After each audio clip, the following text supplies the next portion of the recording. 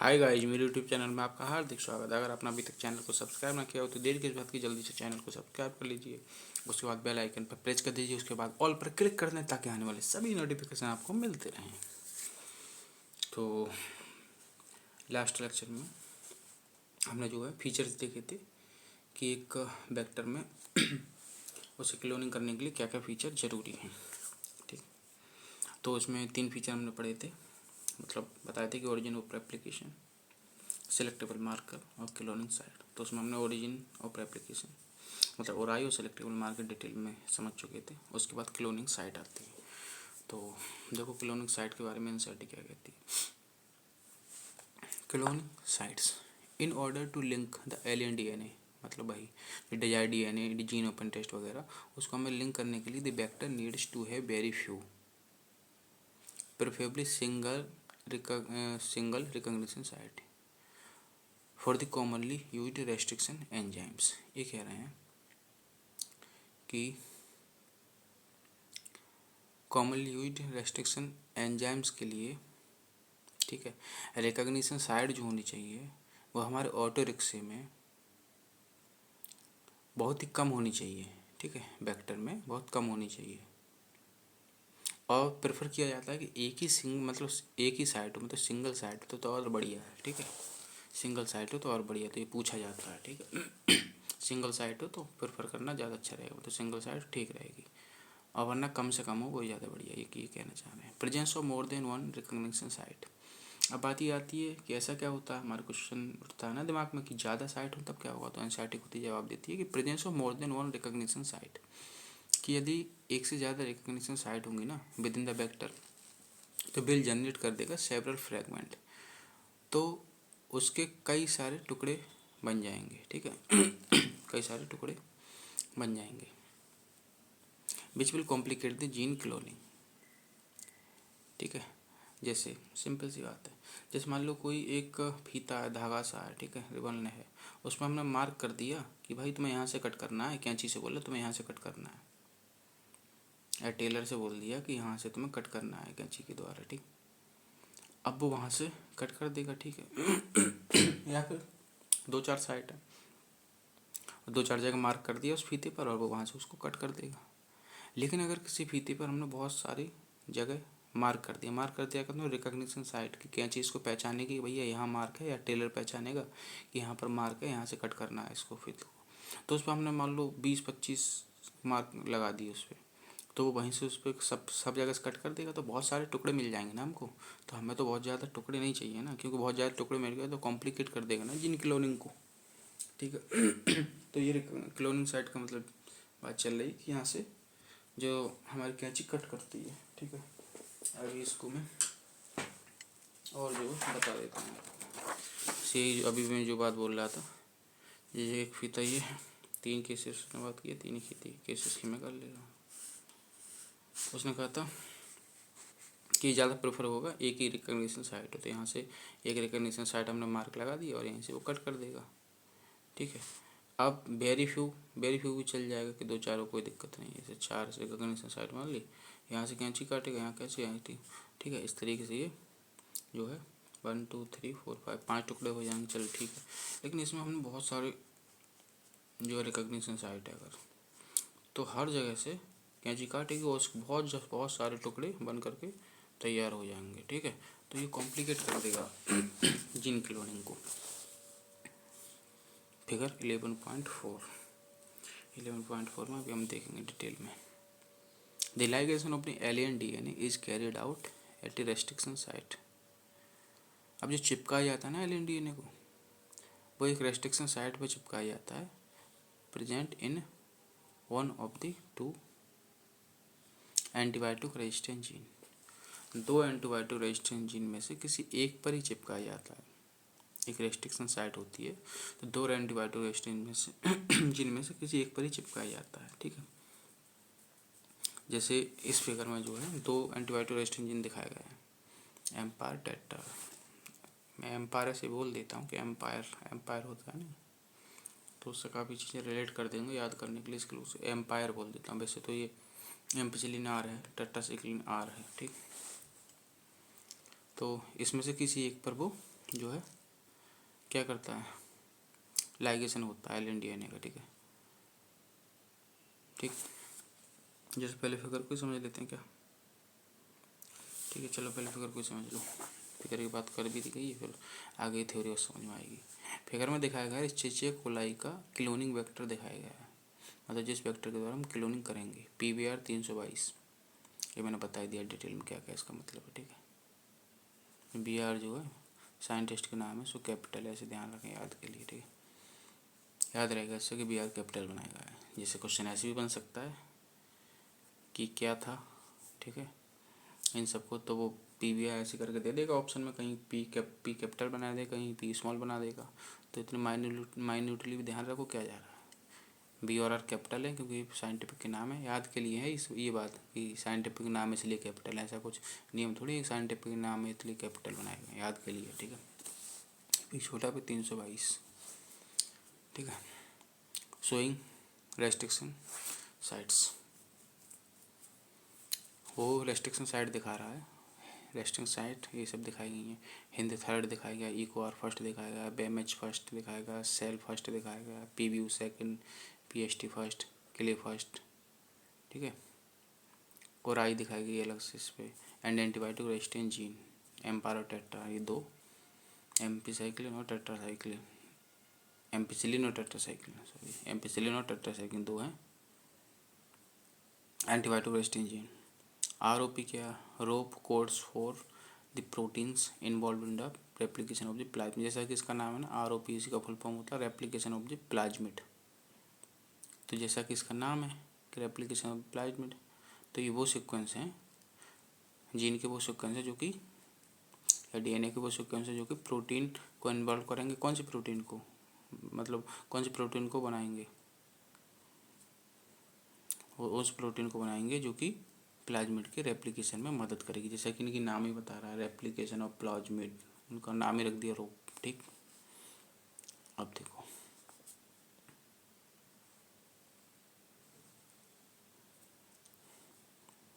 अब यहाँ पर जो है ये क्यों मैंने बोला है कि दैट इज़ PBU फर्स्ट को सेकंड प्रायोरिटी में हटा सकते हैं। कहने का मतलब ये है कि यहाँ पर देखो रियल में जो है कितनी रेस्ट्रिक्शन साइट दिखाई गई, देखो 3 ये हैं, 2 ये 5 और 2 ये हैं 7, ठीक है। ये सब restriction site, showing restriction site, ये ठीक है। और आई भी रेस्ट्रिक्शन साइट है, ठीक है, ये भी हो गई, तो 8 हो गई, ठीक है, क्योंकि ये सब रेस्ट्रिक्शन साइट में इसने बोला है।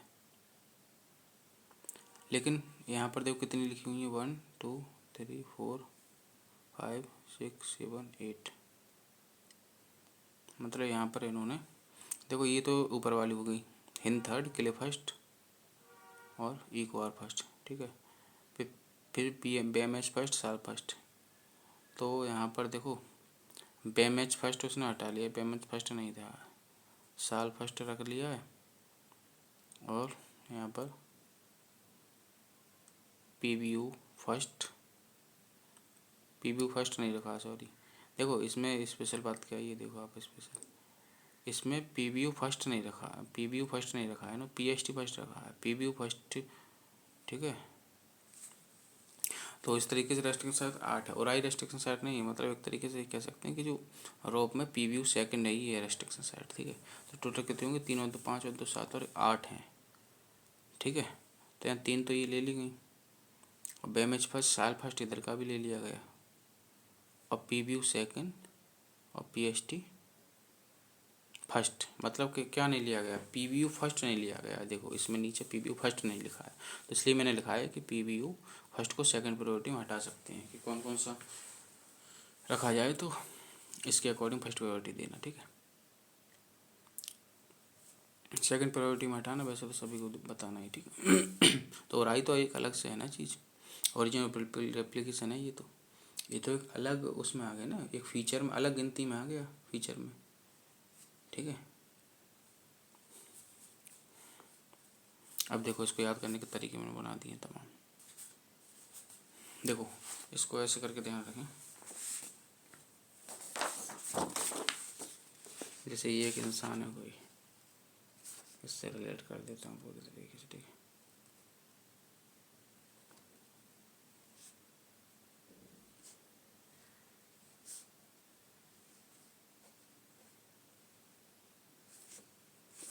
कार्टून टाइप है, ठीक है। तो ये इसका हेड है, तो हेड पर 3 साइड है, इसको ऐसे करके कर दो, ECH, ठीक है। और ये इसका इधर वाला हाथ है, ठीक है। तो इसको ये मतलब ये मैं नाम नहीं लिख रहा हूँ, इस करके कर दे रहा हूँ, ठीक है, फिर आपको जल्दी समझ में आएगा, ठीक है। तो इस तरीके से ये हो गया। अब देखो इसमें क्या क्या कैसे याद रखोगे। जैसे ऊपर वाले ऊपर की तरफ कौन कौन सी साइड दिखाई गई, कैसे ध्यान रखोगे। ECH, जैसे RCH आपने पढ़ा होगा ना, जो रिप्रोडक्टिव हेल्थ चैप्टर है उसमें RCH reproductive and child health care, ठीक है, इसकी फुल फॉर्म। तो RCH ना क्या, हम ECH बोलना, ECH, तो ई से क्या हो जाएगा। और ECH में नंबर ध्यान रखना, कम से ECH में 113 है, 113, मतलब ये इक्वार फर्स्ट है, ये क्ले फर्स्ट है, ये हिंद थर्ड है। तो ये तो सिर पे लगा देना, तीन साइड सिर पे लगा देना, ठीक है।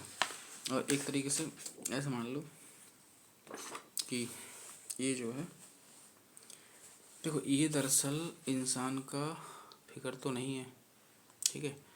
तो हम इसकी इधर की साइड को राइट बोलेंगे, इधर की लेफ्ट बोलेंगे, लेकिन हमने इंसान से रिलेट कर दिया है, लेकिन फिगर तो रियल में ये इंसान का नहीं है ना, तो इसको राइट साइड ही बोलना। तो इधर को इसको बोल देंगे बेमेज फर्स्ट साल फर्स्ट, ठीक है।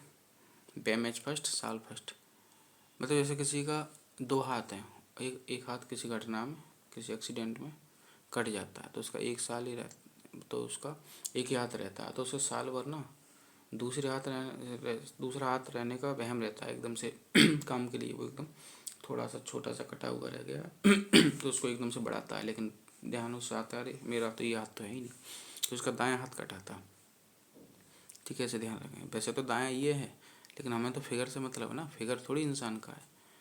तो बेमेज फर्स्ट साल भर, बे मान बहम, बहम रहा, साल फर्स्ट साल भर, तो साल भर बहम रहा उसका हाथ कटने का मतलब वही लिखा है कि बहम बहम साल भर रहा, दैट इज़ पूरे 1 साल रहा, कि कहीं दायां हाथ ना काटना पड़े, या दायां हाथ कट गया ऐसे कह सकते, ना काटना पड़े ना, साल भर दायां हाथ का कर दे सकते हैं, ज़्यादा अच्छा रहेगा।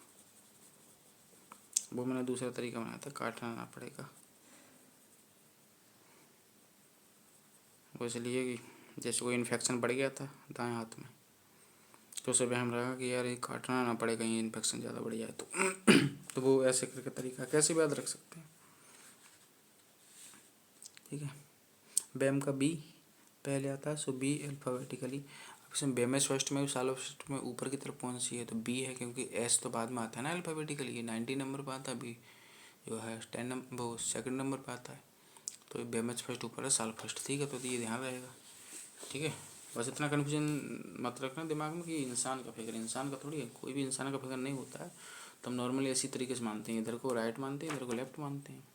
हाँ, ह्यूमन फिजियोलॉजी वगैरह पढ़ते हैं तो इंसान का फिगर है, उसके अंदर की जो इंटरनल ऑर्गन्स वगैरह होते हैं, तो वो राइट है, लेफ्ट है, left lung, left kidney, right kidney, तो वो उस बेसिस से बोलते हैं कि हम जैसा हम इंसान खुद खड़े हैं, ठीक है, उस हिसाब से, मतलब पर ये वाला राइट नहीं होता है, ये वाला राइट होता है, ठीक है।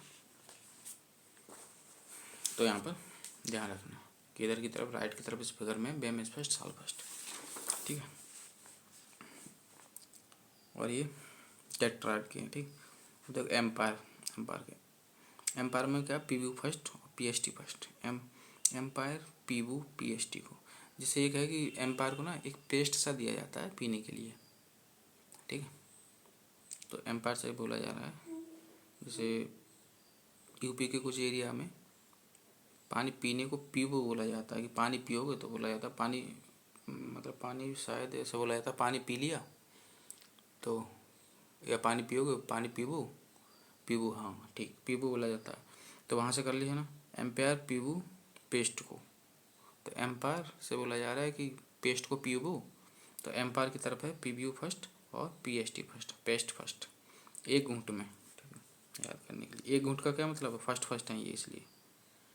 और पूरी एक साल भर वहम रहा तो यहाँ भी देखो फर्स्ट फर्स्ट है ये दोनों। ठीक, अब ये बाएं हाथ के हो गए इधर पीबीयू फर्स्ट और पीएसटी फर्स्ट। ठीक है, अब देखो हाथों पैर पे देख लो, पैर पे इधर की तरफ रोप है, मतलब मान लो इसके इधर वाले को जो है रस्सी से बांध दिया गया। रोप मानी रस्सी भी होता है, इसकी स्पेलिंग अलग होती है, बहुत अलग है। ठीक है, तो इस पर पीबीयू सेकंड है। अब ऊंची कूद में भी रस्सी के ऊपर जाने के लिए दायां पैर आगे करते हैं ना। ठीक है, एक तरीके से ये मान लो कि हमने प्लाज्मिड एक तरीके से, मतलब ये इंसान का फिगर नहीं है, लेकिन हम इधर चीज तो राइट है ना, तो राइट को करके बोल दिया पीबीयू सेकंड। ठीक है, तो ऊंची कूद में भी रस्सी के ऊपर जाने के लिए दायां पैर ऊपर करते हैं। ठीक है, रोप मानी रस्सी के ऊपर जाने के लिए दायां पैर, मतलब दाईं तरफ है ये रोप। ठीक है, ऐसे ये ध्यान रहेगा। पीबीयू सेकंड, ये कैसे ध्यान रखो, पीबीयू 2 गिलास दूध, रस्सी कूदने से पहले। अरे भाई इतना ज़्यादा फिजिकल वर्क होगा, इतनी ज़्यादा उसमें एनर्जी लगेगी, तो 1 गिलास दूध से क्या काम चलेगा, 2 गिलास दूध पियो। तो पीबीयू सेकंड, यहाँ रस्सी कूदने के 2 गिलास दूध पीना पड़ता है, मतलब पीबीयू फर्स्ट नहीं, पीबीयू सेकंड है ये। ठीक, आप जिंदगी भर नहीं भूलोगे भाई, इतना ज़्यादा इसमें पीएचडी करके मैंने बता दिया आपको सब। और इधर तो यूराई है ही, इसका तो कोई याद करने की जरूरत नहीं। ठीक है, तो इस तरीके से ये सब हो गया यहाँ तक। तो 2 एंटीबायोटिक रेजिस्टेंट जीन में से किसी एक पे लाइगेट करता है। ठीक है, मतलब किसी एक एंटीबायोटिक रेजिस्टेंट जीन में जो कोई रेस्ट्रिक्शन साइट होती है, जैसे एम्पीसाइक्लिन में 2 रेस्ट्रिक्शन साइट है, पीबीयू फर्स्ट, पीएसटी फर्स्ट, और टेट्रासाइक्लिन में 2 साइट है, बेमएच फर्स्ट, 2 रेस्ट्रिक्शन साइट, और साल फर्स्ट। ठीक है, तो इनमें से किसी एक एंटीबायोटिक रेजिस्टेंस जीन के क्लोनिंग साइट पे वो है लाइगेट करता है, या तो एम्पिसिलिन की करेगा तो पीबीयू फर्स्ट पे करेगा, या पीएसटी फर्स्ट पे करेगा। अगर टेट्रासाइक्लिन की कर रहा है तो बेमएच फर्स्ट पे कर सकता है, या साल फर्स्ट पे कर सकता है।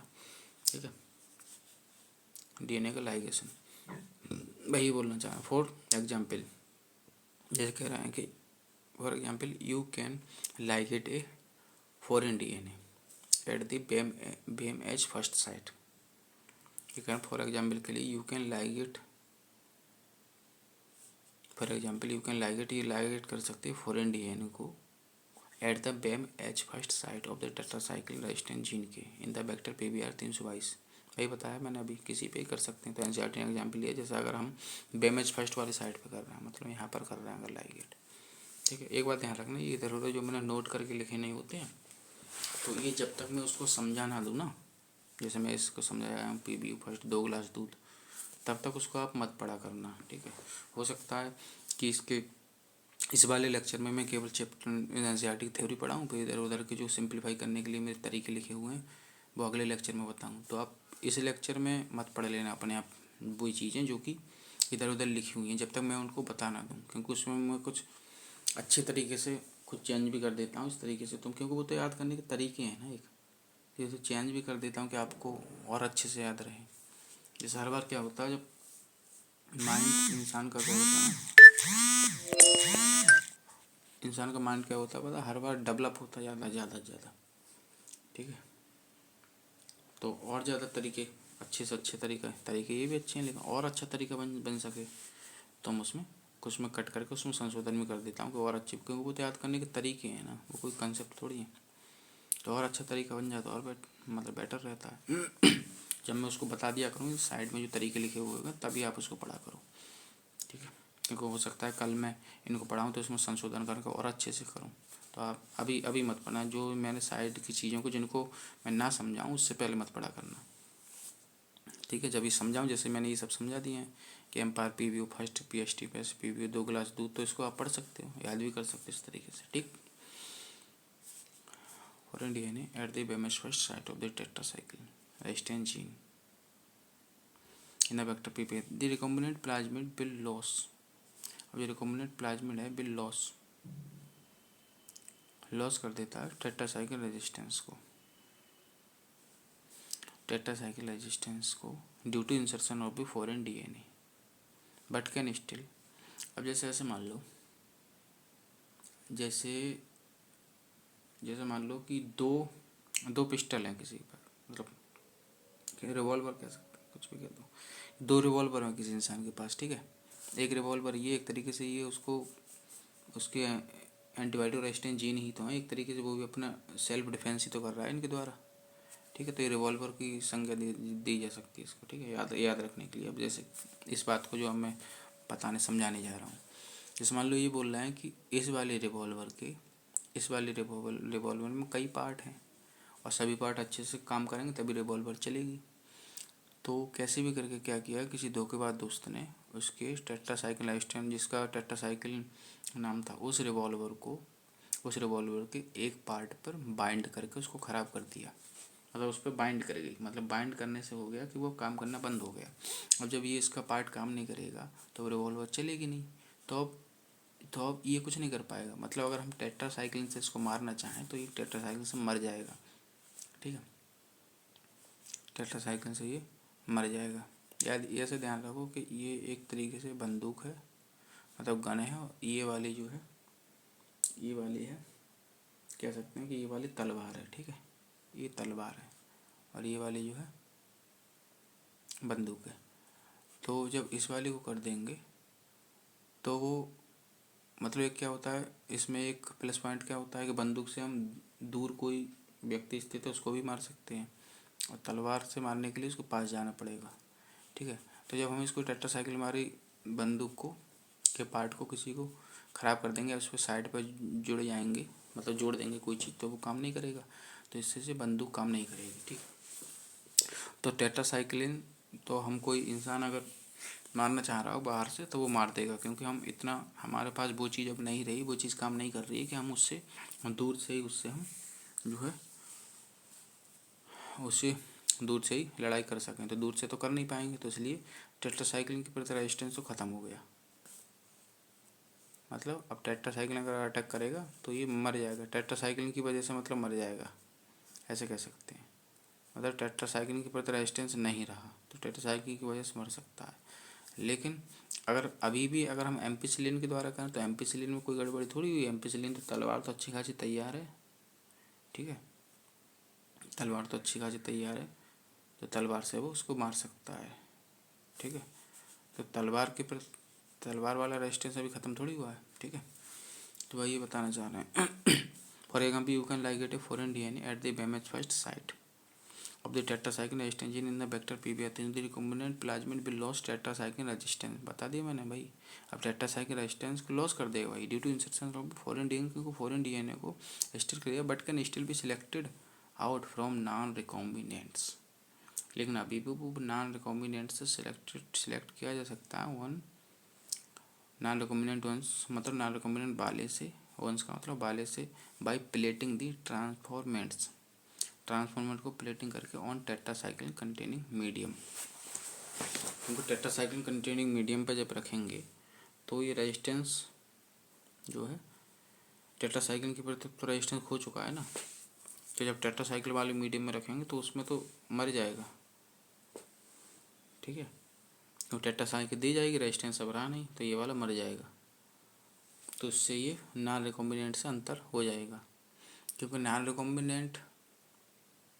रिकॉम्बिनेंट में तो क्या मतलब है कि वहाँ तो अभी डिजायर्ड डीएनए जुड़ ही नहीं पाया है, तो ये नॉन रिकॉम्बिनेंट से अंतर शो कर जाएगा, ठीक है,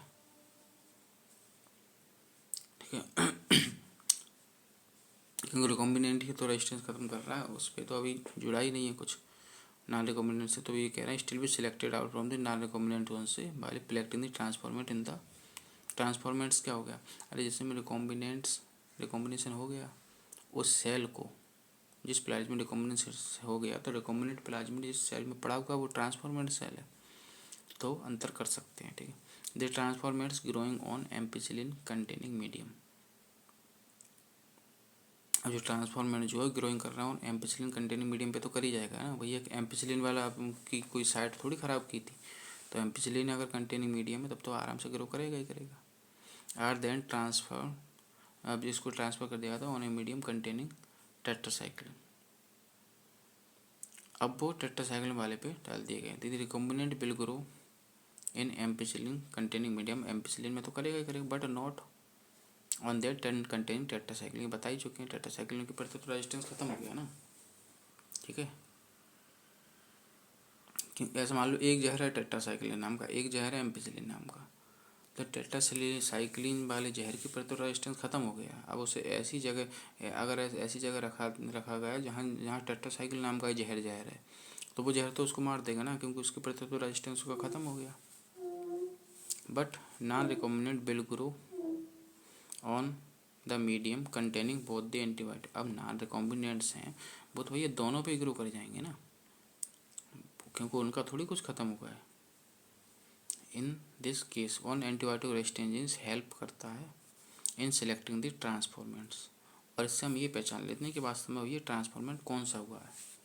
तो ट्रांसफॉर्मेंट कौन सा हुआ है, जो कि एम्पिसिलिन में तो जिंदा रहा लेकिन टेट्रासाइक्लिन में मर गया, जबकि नॉन रिकॉम्बिनेंट दोनों में जिंदा रह रहे। तो इससे हम पहचान लेंगे कि भैया कौन सा वाला ट्रांसफॉर्मेंट हुआ है, रियल में रिकॉम्बिनेशन किस में हो चुका है, ठीक है।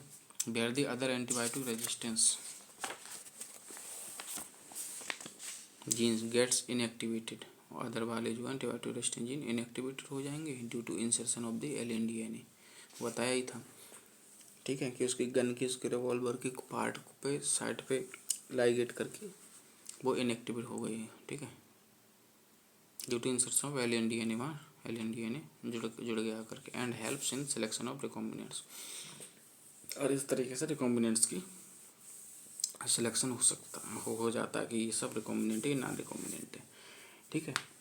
तो घबराने की जरूरत नहीं। रिकॉम्बिनेंट नॉन रिकॉम्बिनेंट वर्ड बोला जाता है प्लाज्मिड के रिस्पेक्ट में, कि उस पर डिजायर्ड DNA जुड़ चुका है या नहीं जुड़ चुका है तो वो रिकॉम्बिनेंट होता, नहीं जुड़ पाया डिजायर्ड DNA अगर प्लाज्मिड के साथ। प्लाज्मिड क्या है, वेक्टर, वही वेक्टर के साथ, तो वो नॉन रिकॉम्बिनेंट है।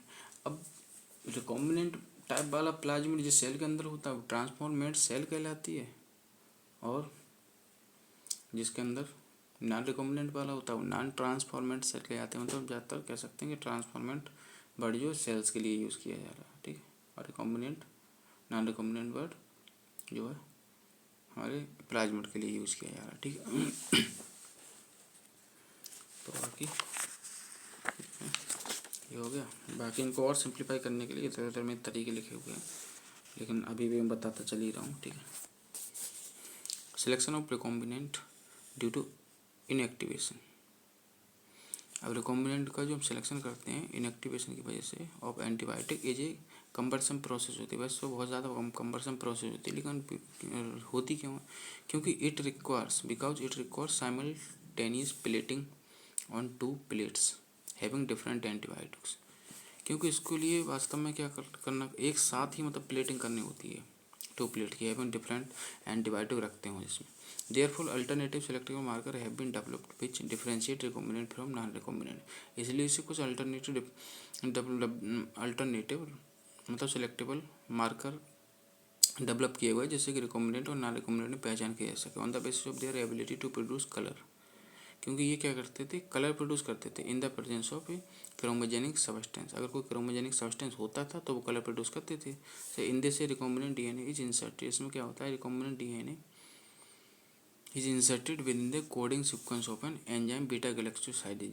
जैसे एग्जाम्पल दे रहे हैं कि अगर वो DNA वास्तव में रिकॉम्बिनेंट वाला हुआ तो अगर हम उनको with in the coding sequence of एक एंजाइम होता है बीटा गैलेक्टोसाइडेज, उसके कोडिंग सीक्वेंस मतलब इस एंजाइम को बनाने वाला कोडिंग सीक्वेंस है, उसमें हमने अगर इंसर्ट कर दिया तो this results into inactivation of the gene for synthesis of this enzyme. तो वो जो जीन जो इस एंजाइम को बना रहा था वो इनएक्टिवेट हो जाएगा क्योंकि इंसर्ट कर दिया वहाँ। तो विच इज़, ये देखो अलग बात चल रही है पहले वाले से,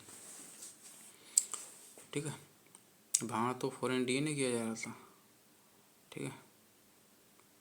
अब यहाँ पर क्या किया है, रिकॉम्बिनेंट DNA किया जा रहा है इंसर्ट, ठीक है। Which is refer to insertional inactivation. तो इंसर्शनल इनएक्टिवेशन जो बड़ा आया वो कहाँ आया है, यहाँ रिकॉम्बिनेंट DNA को इंसर्ट करते हैं। The presence of chromogenic substance gives blue coloured colonies. अब अगर क्रोमोजेनिक सब्सटेंस होता है तो ब्लू कलर्ड कॉलोनी मिलती है कब, जब if the plasmid in the bacteria does not have an insert. यदि कोई इंसर्ट नहीं हुआ है कोई इंसर्ट नहीं हुआ है इसका मतलब क्या है कि वो जीन अच्छे से एंजाइम को बनाएगा, एंजाइम को बनाएगा तो एंजाइम जो है क्रोमोजेनिक सब्सटेंस को मेटाबोलाइज करके उसका ब्लू कलर दे देगा, सिंपल सी बात है, ठीक है। तो अगर कोई इंसर्ट नहीं हुआ ब्लू कलर तभी मिलता है। तो इससे क्या पता चला कि presence of insert results into insertion inactivation. अब इंसर्ट होगा तो इंसर्ट इनएक्टिवेशन हो गया। अब बीटा गैलेक्टोसाइड जीन का, जो बीटा गैलेक्टोसाइड एंजाइम को जो जीन बना रहे थे उनका इनएक्टिवेशन हो गया, तो अब वो एंजाइम को नहीं बनाएगा। अब जो एंजाइम ही नहीं होगा तो सबस्ट्रेट को मेटाबोलाइज नहीं करेगा, सबस्ट्रेट को मेटाबोलाइज नहीं करेगा तो कलर ब्लू कलर नहीं मिलेगा। And the colony don't produce any colour, इस प्रकार कोई कलर नहीं देती। These are identified as recombinant colonies. इस प्रकार से जो कलर नहीं दे रही हैं वो क्या है, रिकॉम्बिनेंट कॉलोनीज हो गए। मतलब वहाँ पर कोई चीज़ इंसर्ट कर गई आकर के, तो जब इंसर्ट कर गई तो रिकॉम्बिनेंट हो गया, तो वो रिकॉम्बिनेंट कॉलोनीज है दरअसल, जो कलर नहीं दे रही हैं, ठीक है। जो कलर दे रही हैं वो नॉन रिकॉम्बिनेंट है, ठीक है। रिकॉम्बिनेंट ऐसे ध्यान रखें, रिकॉम्बिनेंट यहाँ पर कलर का आपको बता दे रहा हूँ। जैसे रिकॉम्बिनेंट को ध्यान रखें, रिकॉम्बिनेंट मतलब जिनकी शादी हो चुकी है, कॉम्बिनेशन हो चुका है, तो वो अब कोई कलर नहीं देते। मतलब ज़्यादातर बस याद करने का ऐसे बता रहा हूँ, जो जनरली सोसाइटी में बोला जाता है कि अब वो नीरस से रहने लगते हैं, ज़्यादा खुश नहीं रहते। तो वो इधर उधर जो रंग बिरंगे से रहते थे, एकदम से खुश रहते थे शादी से पहले, वो नहीं। तो नॉन रिकॉम्बिनेंट वाले कलर देते हैं ब्लू, और रिकॉम्बिनेंट वाले नहीं देते हैं, याद रहेगा इससे ऐसे सीधे, ठीक है। तो बाकी जो है आगे जो है ये 4th पॉइंट बाद में पढ़ते हैं, ठीक है। क्योंकि ये वेक्टर फॉर क्लोनिंग जीन्स हैं, प्लांट्स एंड एनिमल में कौन कौन से वेक्टर यूज़ किए जाते हैं तो वो अलग से पढ़ते हैं। बस एक तरीके से देखा जाए तो इन वेक्टर को लगाया जाए तो 4 फीचर हो गए, ठीक है। और आई सिलेक्टेबल मार्कर कोलोनिक साइट, और चौथा क्या है कि भैया वेक्टर कौन कौन से होते हैं, प्लांट्स में अलग होते हैं, एनिमल्स में अलग होते हैं, तो वो भी एक तरीके से वेक्टर के फीचर ही हो गए ना। क्योंकि भाई एनिमल्स में अलग तरीके का वेक्टर यूज़ किया जाएगा और प्लांट में अलग तरीके का यूज़ किया जाएगा। तो इस तरीके के फीचर 3 ना बोले आप, 4 ही फीचर बोले एनसीईआरटी के अकॉर्डिंग, ठीक है। तो सिंपल सी बात है भाई, एनिमल्स के लिए अलग प्रॉपर्टी होंगी, अलग फीचर रहे होंगे, प्लांट्स वाले वेक्टर में अलग रहे होंगे, तो वो भी कैसे कैसे अलग फीचर रहे होंगे, किस बेसिस पर रहे होंगे, वो भी सब तो ज़रूरी है, वो भी तो एक फीचर ही है ना। तो वो मैंने 3 इसलिए बताए थे क्योंकि वो कॉमन है। ये चौथा जो पॉइंट है ये वेक्टर प्लांट्स के लिए अलग फीचर वाला, एनिमल्स के लिए अलग वाला, इसलिए इसको चौथे। तो आप फीचर 4 ही बोलना है, ठीक है। ये 3 फीचर कॉमन है, प्लांट हो चाहे एनिमल, और चौथा जो प्लांट्स और एनिमल के लिए अलग के तरीके से है। तो बाकी वीडियो अच्छी लगी तो वीडियो को लाइक करें, कमेंट करें, शेयर करें ज़्यादा से ज़्यादा फ्रेंड के साथ, ताकि सभी को इस वीडियो को फायदा मिल सके। बाकी वीडियो देखने के लिए बहुत बहुत धन्यवाद, बने रहिए।